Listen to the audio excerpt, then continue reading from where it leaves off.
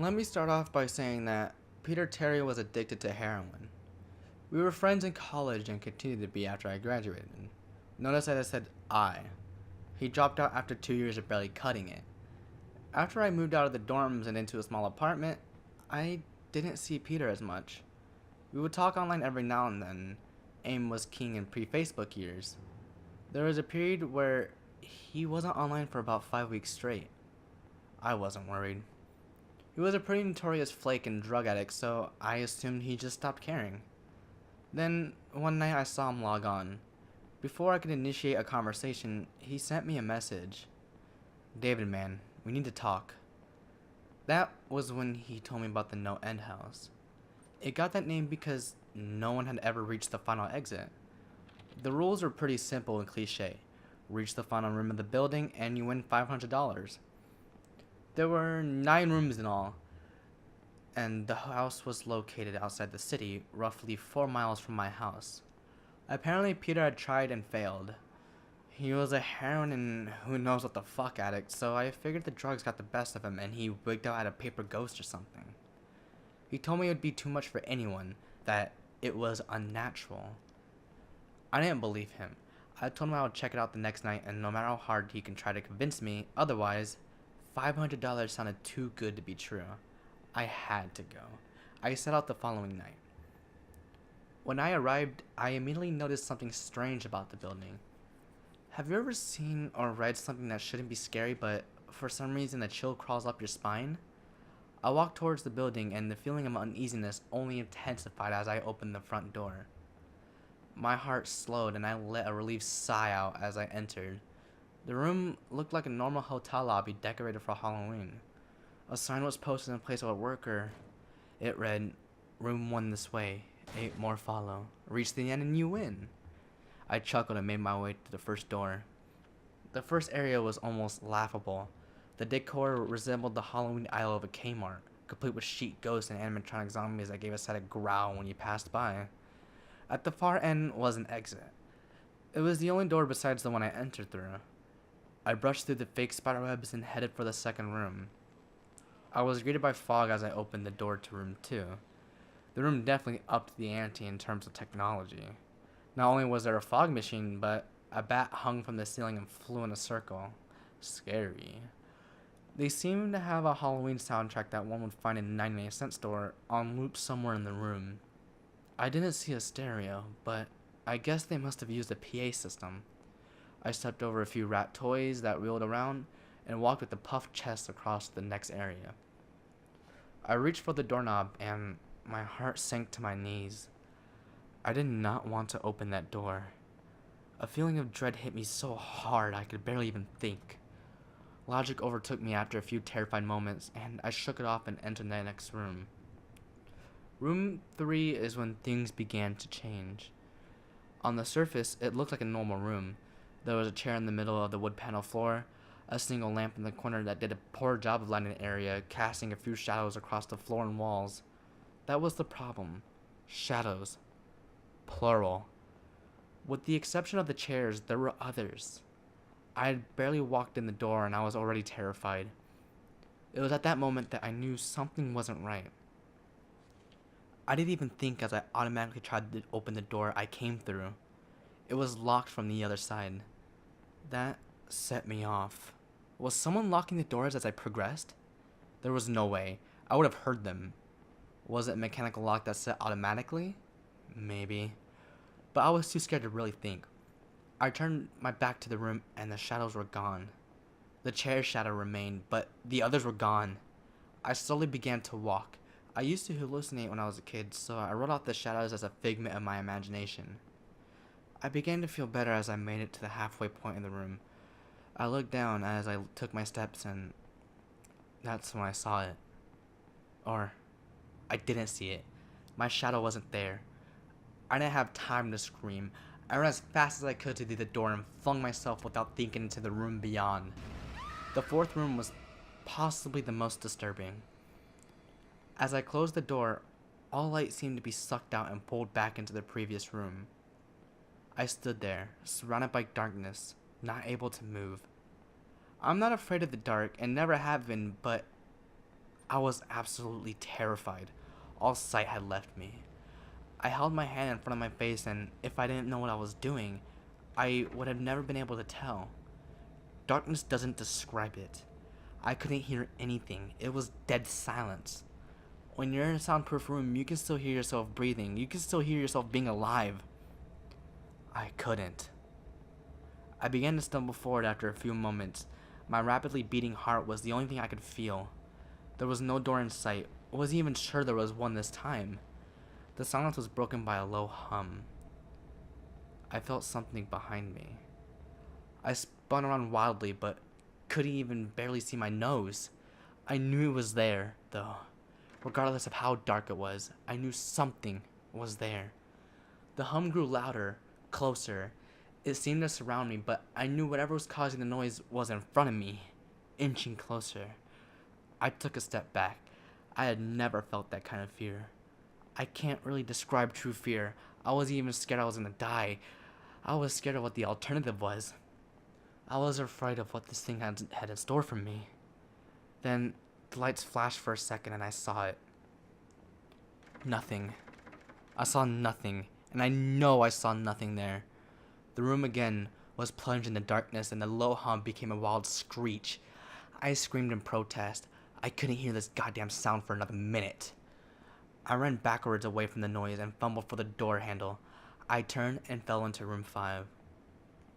Before I describe room 5, you have to understand something. I am not a drug addict.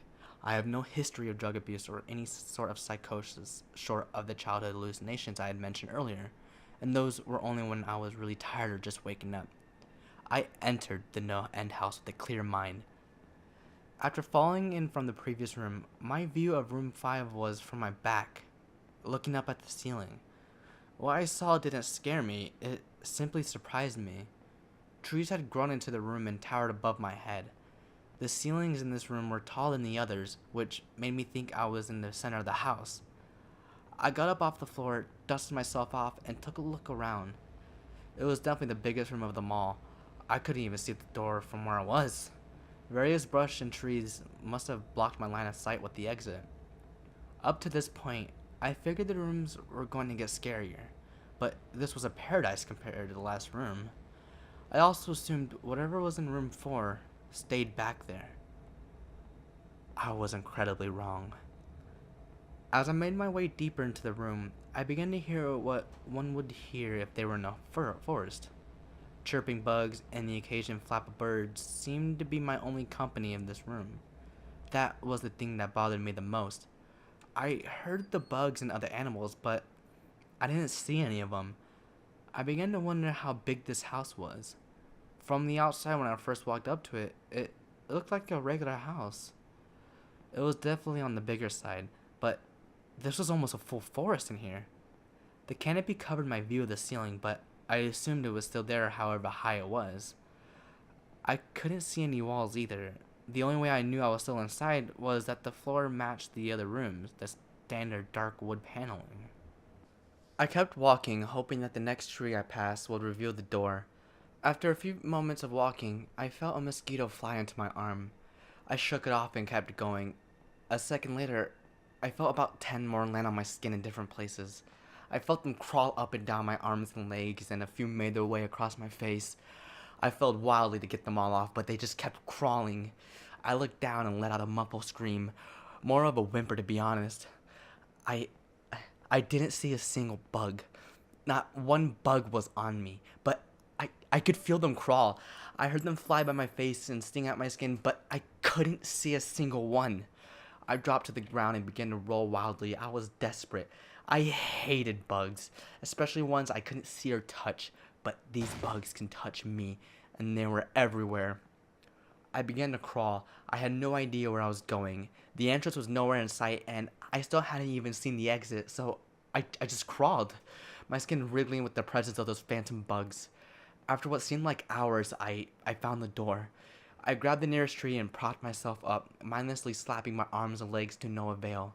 I tried to run, but I couldn't.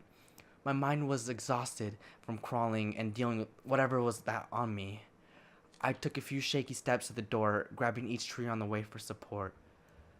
It was only a few feet away when I heard it, the low hum from before. It was coming from the next room and it was deeper. I could almost feel it inside my body, like when you stand next to an amp at a concert. The feeling of the bugs on me lessened as the hum grew louder. As I placed my hand on the doorknob, the bugs were completely gone, but I couldn't bring myself to turn the knob. I knew that if I let go, the bugs would return and there was no way I would make it back to room 4.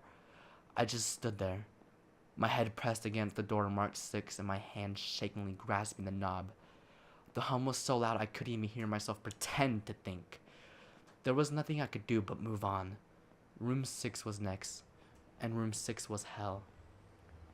I closed the door behind me, my eyes held shut, and my ears ringing. The hum was surrounding me. As the door clicked into place, the hum was gone. I opened my eyes in surprise, and the door that I had shut was gone. It was just a wall now. I looked around in shock. The room was identical to room 3. The same chair and lamp, but with the correct amount of shadows this time. The only real difference was that there was no exit door, and the one I had came through was gone. As I said before, I had no previous issues in terms of mental instability, but at that moment I fell into what I knew was insanity. I didn't scream. I didn't make a sound. At first, I scratched softly. The wall was tough, but I knew the door was there somewhere. I just knew it was. I scratched out where the doorknob was. I crawled at the wall frantically with both hands, and my nails being filed down to the skin against the wood. I fell silently to my knees. The only sound in the room was the incessant scratching against the wall. I knew it was there. The door was there. I knew it was there. I knew if I could just get past this wall. Are you alright? I jumped off the ground and spun in one motion. I leaned against the wall behind me, and I saw what it was that spoke to me. To this day, I regret ever turning around. There was a little girl. She was wearing a soft white dress that went down to her ankles. She had long blonde hair to the middle of her back and white skin and blue eyes. She was the most frightening thing I'd ever seen, and I know that nothing in my life will be ever as unnerving as what I saw in her. While looking at her, I saw something else. Where she stood, I saw what looked like a man's body, only larger than normal and covered in hair. He was naked from head to toe, but his head was not human and his toes were hooves. It wasn't the devil, but at that moment, it might as well have been. The form had the head of a ram and the snout of a wolf. It was horrifying, and it was synonymous with the little girl in front of me. They were the same form. I can't really describe it, but I saw them at the same time. They shared the same spot in that room, but it was like looking at two separate dimensions. When I saw the girl, I saw the form, and when I saw the form, I saw the girl. I couldn't speak. I could barely even see. My mind was revolting against what it was attempting to process. I had been scared before in my life, and I had never been more scared than when I was trapped in room 4, but that was before room 6. I just stood there, staring at whatever it was that spoke to me. There was no exit. I was trapped here with it. And then it spoke again. David, you should have listened. When it spoke, I heard the words of the little girl, but the form spoke through my mind in a voice I won't attempt to describe. There was no other sound. The voice just kept repeating the same sentence over and over in my mind, and I just agreed. I didn't know what to do. I was slipping into madness, yet couldn't take my eyes off what was in front of me. I dropped to the floor. I thought I had passed out, but the room wouldn't let me. I just wanted it to end. I was on my side, my eyes wide open, and the form was staring down at me. Scurrying across the floor in front of me was one of the battery-powered rats from the second room. The house was toying with me, but for some reason, seeing that rat pulled my mind from whatever depths it had headed, and I looked around the room. I was getting out of there. I was determined to get out of that house and live and never think about this place again. I knew that this room was hell, and I wasn't ready to take up residency. At first, it was just my eyes that moved. I searched the walls for any kind of opening. The room wasn't that big, so it didn't take long to soak up the entire layout.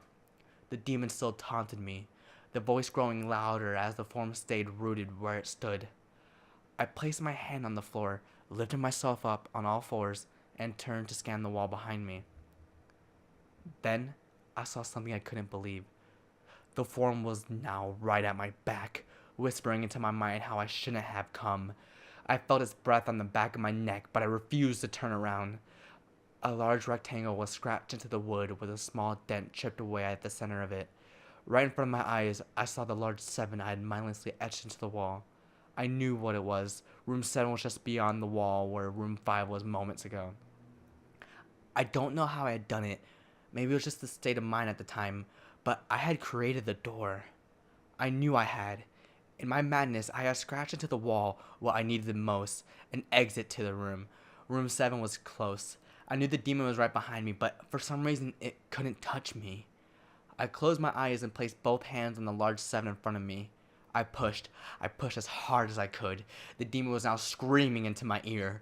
It told me I was never leaving. It told me that this was the end, but I wasn't gonna die. I was gonna live there in room 6 with it. I wasn't. I pushed and screamed at the top of my lungs. I knew that I was gonna push through the wall eventually. I clenched my eyes shut and screamed, and the demon was gone. I was left in silence. I turned around slowly and was greeted by the room as it was I entered. Just a chair and a lamp. I couldn't believe it, but I didn't have time too well. I turned my back to room 7, and I jumped back slightly. What I saw was a door. It wasn't the one I had scratched in, but a regular door with a large 7 in it. My whole body was shaking. It took me a while to turn the knob. I just stood there for a while, staring at the door. I couldn't stay in room 6. I couldn't. But if this was only room 6, I couldn't imagine what 7 had in store. I must have stood there for an hour, just staring at room 7. Finally, with a deep breath, I twisted the knob and opened the door to room 7. I stumbled through the door, mentally exhausted and physically weak. The door behind me closed and I realized where I was. I was outside. Not outside like room 5, but actually outside. My eyes stung. I wanted to cry. I fell to my knees and tried, but I couldn't. I was finally out of that hell. I didn't even care about the prize that was promised. I turned and saw that door I just went through was the entrance. I walked to my car and drove home thinking about how nice a shower sounded. As I pulled up to my house, I felt uneasy. The joy of leaving NoEnd House had faded and dread was slowly building in my stomach. I shook it off as residual from the house and made my way to the front door. I entered and immediately went up to my room. There on my bed was my cat, Bakersville. He was the first living thing I had seen all night, and I reached to pet him. He hissed and swiped at my hand. I recoiled in shock as he had never acted like that. I thought, oh, whatever, he's an old cat. I jumped in the shower and got ready for what I was expected to be a sleepless night. After my shower, I went to the kitchen to make something to eat. I descended the stairs and turned into the family room. What I saw would be forever burned into my mind, however. My parents were lying on the ground, naked and covered in blood. They were mutilated to near unidentifiable states. Their limbs were removed and placed next to their bodies, and their heads were placed on their chests facing me. The most unsettling part was their expressions. They were smiling as though they were happy to see me. I vomited and sobbed there in my family room. I didn't know what had happened. They didn't even live with me at the time. I was a mess. Then I saw it. A door that was never there before.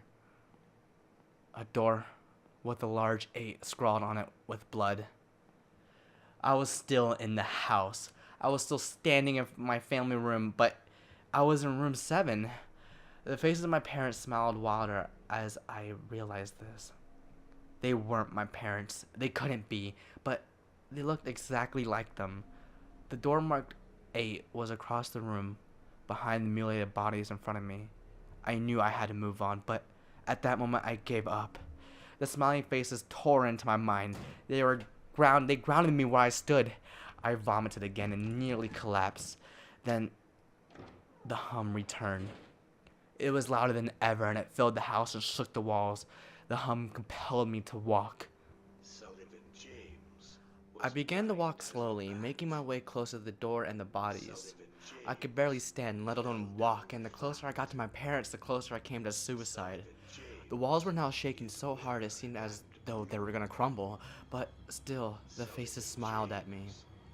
As I inched closer, their eyes followed me. I was now between the two bodies and a few feet away from the door. The dismembered hands clawed their way across the carpet towards me, all while the faces continued to stare. New terror washed over me, and I walked faster. I didn't want to hear them speak. I didn't want to hear the voices to match those of my parents. They began to open their mouths, and the hands were inches from my feet. In a dash of desperation, I lunged toward the door and threw it open and slammed it behind me. Room 8. I was done. After what I had just experienced, I knew there was nothing in this fucking house that could throw at me that I couldn't live through. There was nothing short of the fires of hell that I wasn't ready for. Unfortunately, I underestimated the abilities of NoEnd House. Unfortunately, things got more disturbing, more terrifying, and more unspeakable in Room 8. I still have trouble believing what I saw in Room 8. Again, the room was a carbon copy of Rooms 3 and 6, but sitting in the usual empty chair was a man. After a few seconds of disbelief, my mind finally accepted that the fact that the man sitting in the chair was me. Not someone who looked like me. It was David Williams. I walked closer. I had to get a better look even though I was sure of it. He looked up at me and I noticed the tears in his eyes. Please don't do it. Please don't hurt me. What? I asked. Who are you? I'm not gonna hurt you. Yes, you are. He was sobbing now. You're gonna hurt me and I don't want you to. He sat in the chair with his legs up and began rocking back and forth. It was actually pretty pathetic looking, especially since he was me, identical in every way. Listen, who are you? I was now only a few feet away from my doppelganger. It was the weirdest experience yet, standing there, talking to myself. I wasn't scared, but I would soon be. Why are you? You're gonna hurt me. You're gonna hurt me. If you want to leave, you're gonna hurt me. Why are you saying this? Just calm down, alright? Let's just try to figure this. And then I saw it. The David sitting down was wearing the same clothes as me, except for a small red patch on his shirt embroidered with the number 9. You're gonna hurt me. You're gonna hurt me. Don't, please. You're gonna hurt me. My eyes didn't leave that small number on his chest. I knew exactly what it was. The first few doors were plain and simple, but after a while they got more ambiguous. 7 was scratched into the wall, but by my own hands. 8 was marked with blood above the bodies of my parents. But 9? This number was on a person. A living person. Worse still, it was on a person that looked exactly like me. David, I had to ask. Yes? You're gonna hurt me. You're gonna hurt me. He continued to sob and rock. He answered to David. He was me, right down to the voice. But that 9. I paced around for a few moments while he sobbed in his chair. The room had no door, and similar to room 6, the door I came through was gone. For some reason, I assumed that scratching would get me nowhere this time. I studied the walls and floor around the chair, sticking my head underneath and seeing if there was anything below. Unfortunately, there was. Below the chair was a knife. Attached was a tag that read, "To David, from management." The feeling in my stomach as I read the tag was something sinister. I wanted to throw up, and the last thing I wanted to do was remove that knife from under the chair. The other David was still sobbing uncontrollably. My mind was spinning into the attic of unanswerable questions. Who put this here, and how did they get my name? Not to mention the fact that as I knelt on the cold wood floor, I also sat in the chair, sobbing in protest of being hurt by myself. It was all too much to process. The house and the management had been playing with me this whole time. My thoughts for some reason turned to Peter and whether or not he got this far. If he did, if he met Peter Terry sobbing in this very chair rocking back and forth? I shook those thoughts out of my head. They didn't matter. I took the knife from under the chair and immediately the other David went quiet. "David," he said in my voice, "what do you think you're gonna do?" I lifted myself from the ground and clenched the knife in my hand. "I'm going to get out of here." David was still sitting in the chair, though he was very calm now. He looked up at me with a slight grin. I couldn't tell if he was gonna laugh or strangle me. Slowly, he got up from the chair and stood facing me. It was uncanny. His height and even the way he stood matched mine. I felt the rubber hilt of the knife in my hand and gripped it tighter. I don't know what I was planning on doing with it, but I had a feeling I was gonna need it. "Now," his voice was slightly deeper than my own, "I'm going to hurt you. I'm going to hurt you and I'm going to keep you here." I didn't respond. I just lunged and tackled him to the ground. I had mounted him and looked down, knife poised and ready. He looked up at me, terrified. It was like looking in a mirror. Then the hum returned, low and distant, though I still felt it deep in my body. David looked up at me as I looked down at myself. The hum was getting louder and I felt something inside me snap. With one motion, I slammed the knife into the patch on his chest and ripped it down. Blackness fell on the room and I was falling. The darkness around me was like nothing I had experienced up to that point. Room 4 was dark, but it didn't come close to what was completely engulfing me. I wasn't even sure I was falling after a while. I felt weightless, covered in dark. Then a deep sadness came over me. I felt lost, depressed, and suicidal. The sight of my parents entered my mind. I knew it wasn't real, but I had seen it, and the mind had trouble differentiating between what is real and what isn't. The sadness only deepened. I was in room 9 for what seemed like days. The final room. And that's exactly what it was. The end. NoEnd House had an end, and I had reached it. At that moment, I gave up. I knew I would be in that state forever, accompanied by nothing but darkness. Not even the hum was there to keep me sane. I had lost all senses. I couldn't feel myself. I couldn't hear anything. Sight was completely useless here. I searched for a taste in my mouth and found nothing. I felt disembodied and completely lost. I knew where I was. This was hell. Room 9 was hell. Then it happened. A light. One of those stereotypical lights at the end of the tunnel. I felt ground come up from below me and I was standing. After a moment or two of gathering my thoughts and senses, I slowly walked towards the light. As I approached the light, it took form. It was a vertical slit down the side of an unmarked door. I slowly walked through the door and found myself back where I started. The lobby of the NoEnd House. It was exactly how I left it, still empty, still decorated with childish Halloween decorations. After everything that had happened that night, I was still wary of where I was. After a few moments of normalcy, I looked around the place trying to find anything different.